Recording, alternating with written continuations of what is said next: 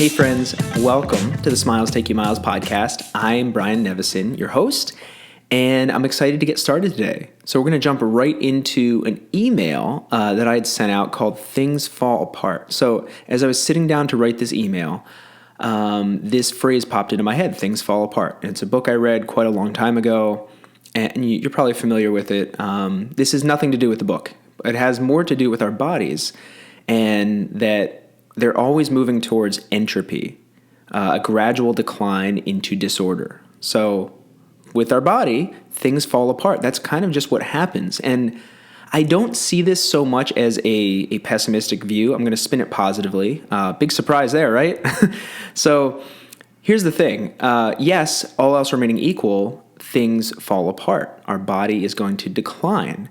But for a lot of us, our baseline is far lower already than it could be, which means that we can use training techniques, we can do things that will very much elevate our baseline to the point that we can expect improvement in how we feel and how we function and the things that we can do physically. So how do we do that? How do we improve our baseline and elevate it up to the point that we are at or closer to our potential? Well, one thing that just popped in my head as I was writing this email was you don't stay the same by staying the same. If you are having pain or physically you're not where you want to be, or even if you are where you want to be, if you continue doing exactly what you've been doing, there is absolutely 100% going to be decline. So it's all about progressing intelligently over time and being consistent with that. So the consistent progression is important. And here's something that's been really, really exciting lately, but where this really applies is I've been having a number of new Kinstretch students, which is super exciting. And what's even more exciting is that I've been having them reach out to me to say, hey, I have had this pain for years. It's gone away completely, or I feel so much better physically, feel lighter, feel more flexible, more mobile. And that is like one of my absolute favorite things to hear, of course. However, my next thought after the excitement is they've got to keep this going. We've got to keep this going. Even if they don't continue coming to class, of course I'd love them to come to class. They don't have to do that. They can do things on their own. And that's the real key, is that people are consistently giving themselves these beneficial inputs. Because if you take someone whose baseline is relatively low, and that doesn't mean necessarily the person is not fit or is not active, but let's say they don't do their cars often. So the hips, the shoulders, spine, it's not used to going through its full range of motion. Okay, so entropy has been going on big time here in certain ranges of motion. Then they get stiffness, they get pain. They come to class, start doing cars. Well, relative to the baseline, this new expression of range of motion is a big bump up. So it's a pretty potent stimulus relative to what they were doing. And that can cause a pretty big neurological change initially.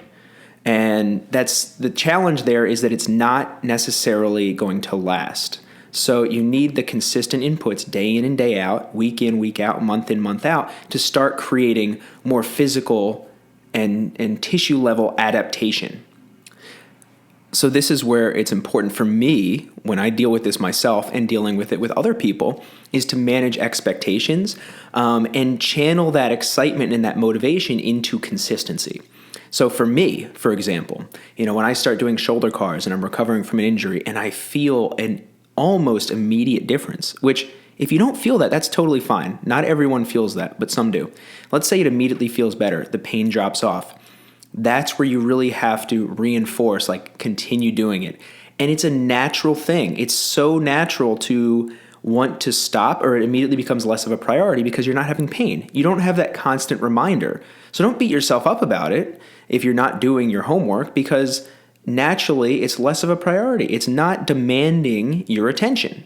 So when you start to feel that progress and you start to feel really great, it's awesome if that's positively reinforced by me saying, hey, great job. I'm really proud of you. I'm happy you've been doing this on your own. However, the key is then to continue doing it, which of course is much easier said than done. I can't tell you how many times I've felt this way, or I've had clients actually vocalize to me, I just don't know why I don't do this. It feels good. I should be doing it more. That's totally normal. It's fine. So here is where entropy becomes a positive. This principle, this idea of entropy, if you keep it at the forefront of your mind, not too close. If you're always thinking about it, that might be a little depressing. But if you keep that at the forefront enough that you're thinking, hey, I need to continue adding on. I need to continue working for this. I find a visual technique is helpful. So if you think about an hourglass, and our physical health in our life is represented by this enormous hourglass with this sand flowing down at a slow pace. And the hourglass, the shape of it, it's kind of funnels down, but it's got ridges. So it's got sections to it. Okay. And the cool thing is we can add sand to the top of the hourglass. We may never be able to add it at the same rate that it's flowing out, but in doing mobility work and healthy exercise and meditation and breath work and good sleep techniques, we can start adding sand to this so we slow the overall net rate of decline.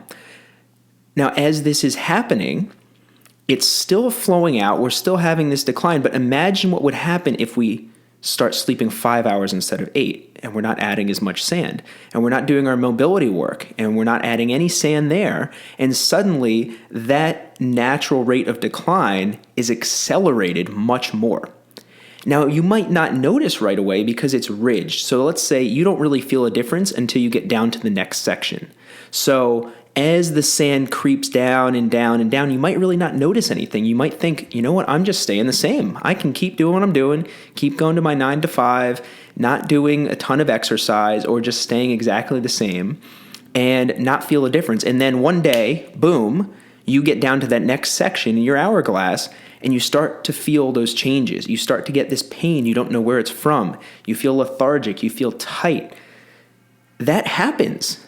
That's real. So if you think about that visual and you think about what things you're doing on a daily and weekly and monthly basis to add sand into your hourglass, that might help you think about developing habits that are consistent and also progressive. So if you're doing your cars routine, if you get to the point that you no longer have pain, it doesn't mean you're going to stay exactly there. The sand is still coming. It's still going. So in order to continue to stay at a good level of health, you need to continue to do the habits that got you there and continue to progress appropriately. And typically, maintenance isn't as difficult as making the progress in the first place. So like in the mobility world, doing things like PAILs, rails, you might have to do them a lot to make a little bit of progress. And then it might not be quite as tough to maintain that, but you still have to work to maintain what you've got. So the biggest no-no, and one thing that I've seen in myself and others, is not just not progressing, but okay, I'm doing my neck or shoulder cars. This feels a lot better. And then you just stop. So that is really the biggest thing. Is I know for some people, thinking about constant progression can be challenging. It doesn't always have to be aggressive. It can be mild, and it can be just in the form of a little bit more here or there. But at the very least, I really want to implore people to, if you start feeling better doing this stuff, at the very least, continue doing it. I mean, that's the least you can do for yourself, is continue doing those things that you know are beneficial for you and have helped you. So I hope some of that made sense to you for actually managing success and managing that progress and your expectations so that you can continue to make progress and continue feeling good. But this works the other way as well. So it can be helpful to visualize and alter your mindset a little bit if you're not having success or preparing for when things don't feel as well as they could.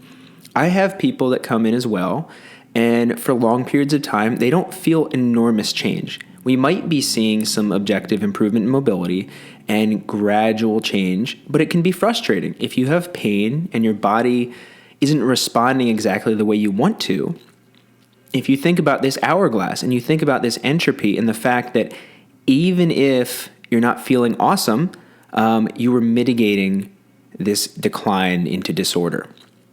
And think about the hourglass. So let's say you are, right at the bottom of this one ridge, right? And as you're improving your habits and you're consistently doing your mobility work, you're consistently doing, wellness habits that should help, but you're not feeling a change. Well, you may still be adding sand, and you may be adding it at a greater rate than it is dropping out. But until you hit the top of the next ridge or the bottom of the next ridge, you may not feel a physical change. So it can be somewhat comforting, at least, to think that way and think that, hey, this isn't linear necessarily. I'm doing what I have to do to improve, and the fact that I'm not immediately feeling better is okay. I actually just worked with someone today, and the mindset is really healthy in that he doesn't expect quick change. Now, again, neurologically, we can feel differences pretty quickly. There's a lot of things that can manipulate our nervous system quickly, but they're not necessarily lasting. So having that mindset of, I shouldn't expect quick change can help direct our behaviors and help us develop these habits and be willing to develop the habits. So think about that hourglass. Whether you're having success or whether you're frustrated, it may help. Don't dwell too much on the entropy. Just think about the fact that what you're doing is beneficial. And when you do feel better, even if it's immediate, celebrate that. Whatever you're doing that is making you feel better in the moment is great. That's valuable, and you should be happy about it. You should celebrate it. And if you know people who are doing something similar and are feeling the benefits of it, that's great. I don't ever want to discourage anyone from being excited about it, because truly, when I get a message or an email that someone is feeling good or their pain has gone away from a few classes, it's incredibly exciting and gratifying. And it's an opportunity to help continue that person's journey, or help that person continue along the path that is going to lead them to feel better and better and better. Because here's the other thing that's really cool, it's just popping to my head that I want to share, is that because oftentimes our baseline is lower than it could be, we don't even know how good we can feel. So it's amazing to think about how many people might say they feel good or great or as good as they need to, with no realization that, wow, I could feel so much better. Just because you're not in pain or you feel like you're doing well doesn't mean you couldn't feel a whole lot better. I think about that a lot when people ask how I have so much energy. Well, when things don't hurt or they hurt less, naturally movement and expression becomes a whole lot easier. So actually, even now, I'm in a good bit of knee pain. I've had some recent issues, but compared to what I've experienced, I remember when every step was an effort, and that dichotomy, suddenly when you start to feel better, it's like, holy crap, life, there's so many possibilities. So I had to inject that little bit of excitement in there for you. Hope you enjoyed it. I am going to go ahead and wrap this up here in a minute, and I want to leave you with a few thoughts. So 1, things fall apart. 2, and this is related, entropy is a thing. I mean, while it may not seem super positive, it's a constant reminder of how much we can overcome. If you think about the fact that most of, if not all of us, are at a baseline that is well below our potential, we can continue to work to elevate our potential probably at a greater rate than entropy is trying to decline our baseline. So that means that you can always make positive changes. Always, always, always. No matter how good or how less than good you might feel, you can always make positive changes. If you're feeling great, if you're feeling progress, celebrate that. I'm really happy for you. If you're frustrated with your lack of progress, remember the hourglass and remember that it's all about the habits that you're able to consistently do. So take care. I hope smiles will take you miles. You know what? I'll be honest. Smiles are not the only thing you need. I do think they're tremendously helpful. Of course, I'm biased. But remember, some mobility work, cars don't hurt either. All right. Have a great day or night. Bye.